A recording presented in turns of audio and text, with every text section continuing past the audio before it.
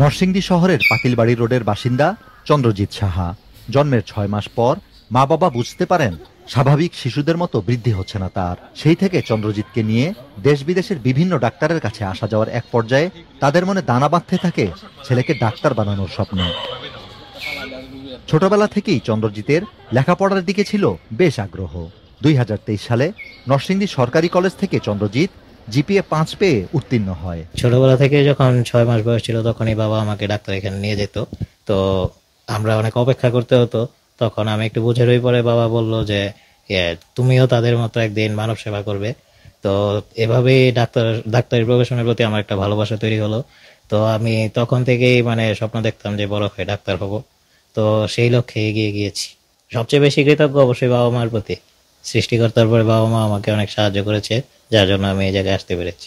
আমি দেশে থেকেই দেশের মানুষের সেবা করতে চাই, কারণ আমার দেশের প্রতি আমার একটা ভালোবাসা, এবং ওইখান থেকে আমি দেশের মানুষের সেবা করতে চাই। চন্দ্রজিতের এই সাফল্য মা বাবার স্বপ্ন পূরণের বিষয়টিকে আরো এক ধাপ এগিয়ে দিয়েছে। আমার বাবুরা যখন ৬ মাস থেকে তার শারীরিক সমস্যা আমরা বুঝতে পারি, তখন থেকে আমি তাকে তার চিকিৎসা দিয়ে তাকে ভালো ডেভেলপ করা যায় সেই জন্য আমি অনেক চেষ্টা করেছি। আমি দেশের বাইরেও নিয়ে গিয়েছি। ওকে নিয়ে ওর বাবা চেন্নাইতে যায়, ওইখানে আমরা অনেক অর্থোপেডিক ডাক্তার দেখাইছি। দেখানোর পর ডাক্তাররা বলছে ওকে কিছু করার দরকার নেই, কিছু করতে গেলে ওর অনেক সমস্যা হবে, ও যেরকম আছে ওকে ওই রকমই থাকতে দিন, আর ও যদি লেখাপড়ায় ভালো হয় ওকে একটু পড়াশোনায় উৎসাহ দান করুন। তাকে নিয়ে ছোটবেলা ডাক্তারের কাছে যেতে যেতে আমারও মনের মধ্যে একটা এরকম আসলো যে বাবু যদি ডাক্তার হইতো হয়তো চেয়ারে বসে সে তার জীবনটা সুন্দরভাবে সে কাটাইতে পারতো, সম্মানের সহিত কাটাতে পারতো। আমি ওই জিনিসটা ভেবে আমি ওই সময় থেকে বাবুকে বুঝাইছি যে বাবু তুমি লেখাপড়া করে বড় হয়ে ডাক্তার হবে। কোটি মানুষের আস্থার ভালোবাসায় 11 বারের মতো দেশের 1 নম্বর রেফ্রিজারেটর ব্র্যান্ড ওয়ালটন। শারীরিক সীমাবদ্ধতা এড়িয়ে চন্দ্রজিতের অগ্রযাত্রায় শিক্ষক সহপাঠী সহ প্রতিবেশীরাও আনন্দিত। সে পরিশ্রমী যেমন ছিল, মেধাবী যেমন ছিল, এবং ধৈর্যশীল পরিশ্রম সবকিছুর মধ্যে একটা ছিল, যার জন্য সে প্রথম টাইমে ব্যর্থ হওয়ার পরও কিন্তু সে দ্বিতীয়বার যে সে অ্যাডমিশনের জন্য ধৈর্য ধরে পরিশ্রম করছে, পরীক্ষা দিয়েছে, সেই ক্ষেত্রে তার লক্ষ্যটা অটুট থাকার কারণে সে দ্বিতীয়বার সেই সাহসটা করতে পারছে যে আমি আবার দ্বিতীয়বার চেষ্টা করি, এবং ফাইনালি সে সফল হয়েছে। আমি প্রচন্ডভাবে এক্সাইটেড হয়েছি। তার স্বপ্ন এবং সে বাস্তবায়িত রূপ দিতে যাচ্ছে, এটা হচ্ছে প্রথম সোপান।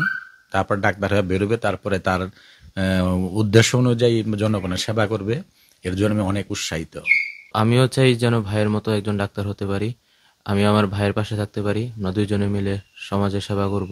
চন্দ্রজিৎ যেটা প্রমাণ করেছে, আমি আশা করছি আমাদের ভবিষ্যতে এই ধরনের যারা মনে করে নিজেদেরকে যে আমি ডিসেবল শব্দটাকে বলতেই চাই না, আমার হয়তো কোনো একটা কিছুর সামান্য ঘাটতি আছে, সেই ঘাটতিটুকু পূরণ করে সামনের দিকে এগিয়ে যাওয়া সম্ভব। এবং এই যে সম্ভাবনা যে জিনিসটা আছে, এই সম্ভাবনার কথাটাই ওকে শোনাইতে হবে।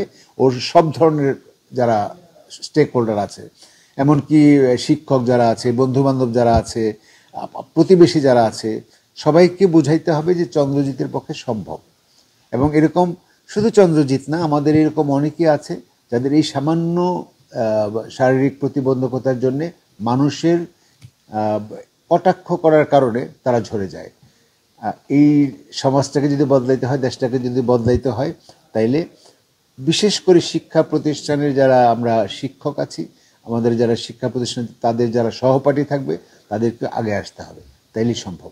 পরিবার ও নিজের স্বপ্ন পূরণে গেল ৫ই ফেব্রুয়ারি বরিশাল শেরেবাংলা মেডিকেল কলেজে ভর্তি হয়েছেন চন্দ্রজিৎ। মানবতার সেবায় তিনি নিজেকে নিয়োজিত করবেন, এ প্রত্যাশা সবার। বদরুল আমিন চৌধুরী, মাছরাঙা সংবাদ, নরসিংদী।